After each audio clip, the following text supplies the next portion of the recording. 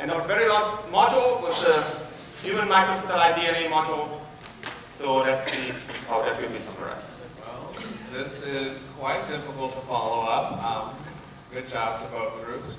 But hi, my name is Joe Clement, and I will be presenting the DNA module alongside Deanna Maria.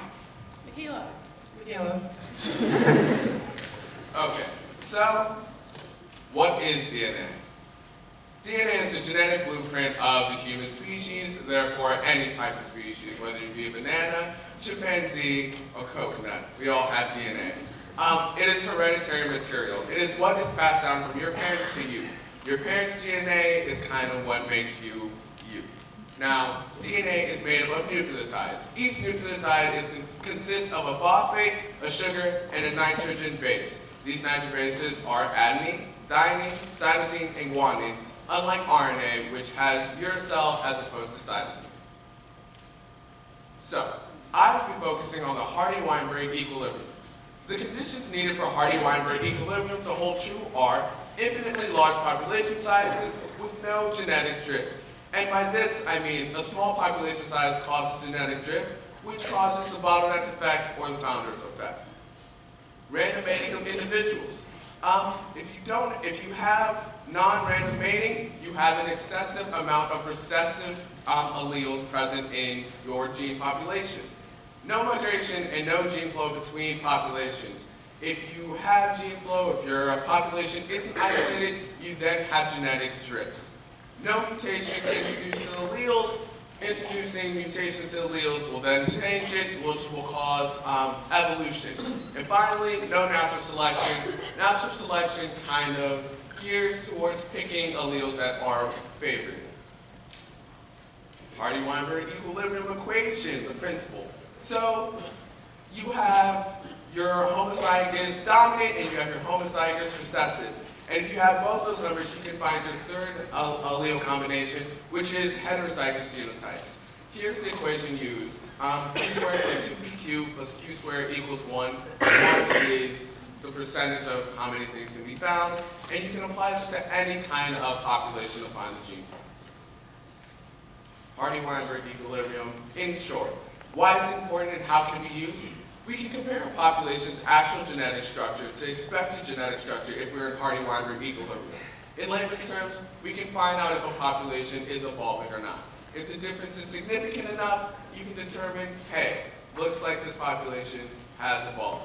And which is often the case. It is very rare that we look at a population size and we see that it has not evolved over time. And on with that, we will talk about gel electrophoresis. Okay, so this is used to separate small molecules such as DNA and RNA and other proteins.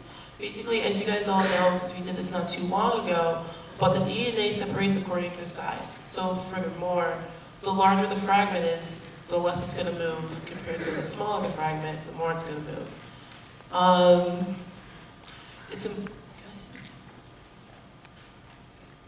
Bear with me, I don't know how to do this. Okay, here we go. Okay, so it's important to remember that it starts on the negative side and goes down towards the positive, not the other way around, or it won't work. We start off by putting a solution of DNA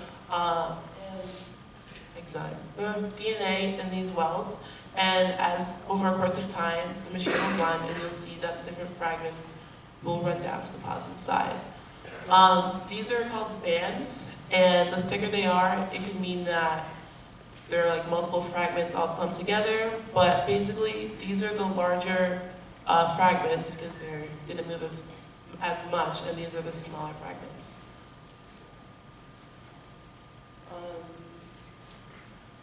This is just another diagram that explains it more. I like this part down here. This is the big takeaway. But it's just showing you guys from negative to positive. You have the bigger ones, and here you can see how like the bands or the fragments come together, which means there's multiple. All right, now PCR reactions. PCR is used to separate a small fragment of DNA that you need to look at. So, for example, you have this one little part of DNA that you want to study, but you don't have enough of it. What you do is you would add a restriction enzyme, and that will start cutting up the DNA at a certain spot.